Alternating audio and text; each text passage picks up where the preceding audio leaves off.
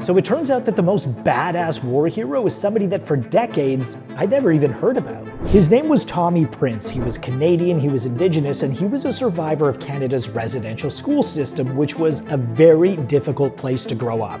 Tommy tried enlisting in the army several times, but they kept telling him no. Well, finally in 1940, they said yes, and they found out that he had a unique skill. You see, Tommy had been hunting for most of his life, so he could sneak up on just about anyone without them even knowing it. They put him in a combined US-Canadian unit called the 1st Special Service Force.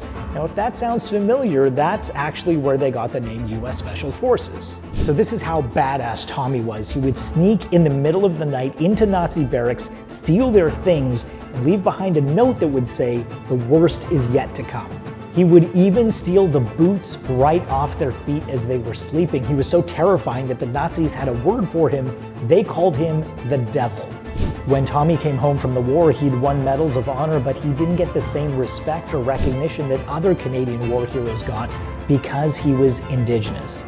Imagine that. Imagine risking your life and becoming a badass war hero only to come back and nobody even knows who you were.